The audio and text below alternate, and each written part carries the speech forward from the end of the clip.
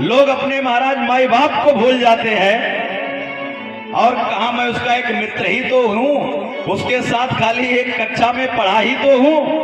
वो याद रखेगा भी कि नहीं याद रखेगा। इतने में ही देखा कि माधव सामने से दौड़ते भय नजर आ रहे हैं। सीधे आलिंगन हाथों में भर लिया माधव ने सुदामा को। अरे मित्र, कहां थे इतने दिन? इतना दिन बीत गए महाराज, अब आप आए। हाथ पकड़ा सुदामा जी का, लेकर के राजभवन की ओर बढ़े। रुक्मणी जी ने देखा, सारे द्वारपालों ने देखा, सैनिकों ने देखा कि इस सभा में मैंने ब्रह्मा आदि देवताओं को, नारद मुनियों को आते भय देखा है, लेकिन आज तक किसी के आने पर माधव इतने आतुर नहीं हुए, माधव इतना नहीं घबराए। किसी को दरवाजे तक छोड़ने गए हो, किसी को लेने गए हो, माधव आज तक किए ही नहीं ऐसा। आज कौन ये विभूति आ गई कि माधव स्वयं दौड़ पड़े, हाथ में हाथ पकड़ करके ले गए। सुदामा जी संकोच कर रहे हैं और माधव ने सीधे सिंहासन पर बैठा दिया। देवी रुक्मणी आंख फाड़ फाड़ करके देख रही हैं, ये कौन अवधूत है। माधव देवी रुक्मणी के भावों को समझ गए। तुरंत रुक्मणी जी से कहा, दौड़ करके परात में जल लेकर आओ, पानी लेकर आओ। इस अवधूत की, इस महापुरुष का चरण तो हम अपने हाथों से धुलेंगे। जिस सभा में, जिस दरबार में लाखों दास दासियां इंतजार कर रहे हो कि प्रभु का कोई इशारा हो जाए तो हमारा जीवन कृतार्थ हो जाए इनकी सेवा करके। रुक्मणी जी दौड़ पड़ी पानी लाने के लिए। रुक्मणी जी ने सोचा कि दास दासियों को ना आदेश देकर अगर हमको आदेश दिया गया है तो इसका मतलब कोई साधारण व्यक्ति ये नहीं है। दौड़ करके रुक्मणी जी गई जल लाने, और गजब तो तब हो गया कि जब रुक्मणी जी आई लौट करके तो देखा कि माधव सिंहासन पर बैठा दिए हैं सुदामा जी को, स्वयं उनके चरणों में बैठ गए हैं। अब ऐसे बेहाल बेवायन सोपग कंटक जाल लगे पुनि जोए। पैर पर हाथ दिया जब माधव ने तो सुदामा जी तो उछल पड़े। हाय महादुख पायो सखा, तुम आए इतेन किते दिन बीते। काहे यहां नहीं आए भैया? जब हाथ फेरा पांव पर तो पांव में तो महाराज अनगिनत कांटे गड़े भये थे।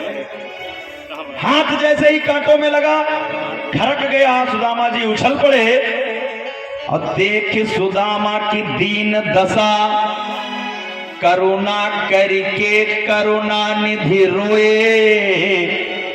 और पानी परात को हाथ छुयो नहीं, नैनन के जल से पग धोए। पानी जो परात में भरकर रुक्मणी जी लेकर आई हैं उसको तो हाथ भी नहीं लगाया। आंखों में ही भगवान के गंगा यमुना प्रकट हो गई और नैनन के जलते पग धोए। आंखों की ही अश्रुधारा इतनी बह चली कि उसी से माधव ने सुदामा जी के पैर को धुल दिया।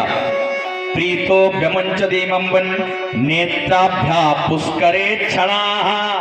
केवल नरोत्तम दास जी की भाषा में बात नहीं कर रहा हूं, सुखदेव बाबा की भी भाषा में बात कर रहा हूं। प्रीतो व्यमंचद्युन नेत्राभ्याम पुष्करे क्षणा। यानी भागवत में भी ये बात लिखी हुई है। हमने आपको प्रथम दिन ही निवेदन किया था कि जितना शास्त्र सम्मत होगा उतनी ही भागवत कथा हम सुनाएंगे। हमने क्या कहा कि जीवन में अगर आपको मनोरंजन करना है, चुटकुल्ला सुनना है, तो आप कवि सम्मेलन करवाइए। डांस करना है, आप ऑर्केस्ट्रा करवाइए, जागरण करवाइए। लेकिन अगर आपने भागवत करवाई है जो आत्म कल्याण के लिए ही केवल हुई है, तो हम तो केवल भागवत ही सुनाएंगे आपको। गंगा यमुना भगवान के नेत्रों से बह चली और उन गंगा यमुना ने उस अवधूत के पैर को धुल दिया कि मननेन कृतम पुण्यम अवधूते ना भिक्षुणाः। रुक्मणी जी समझ रही है कौन ऐसा अद्भुत अवधूत आ गया है हमारी सभा में।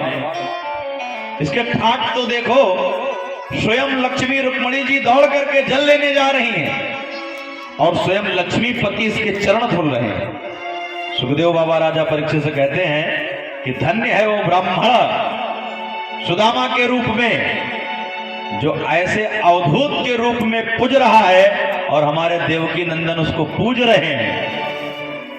भगवान को लगा कि सुदामा जी यहां कंफर्टेबल नहीं है, व्यवस्थित नहीं है, यहां ये थोड़े सकुचा रहे हैं। तो भगवान ने हाथ पकड़ा और अब अंतःपुर की ओर भगवान लेकर के गए रुक्मणी के भवन में, जहां पर वैदुर्य मणि द्वारा निर्मित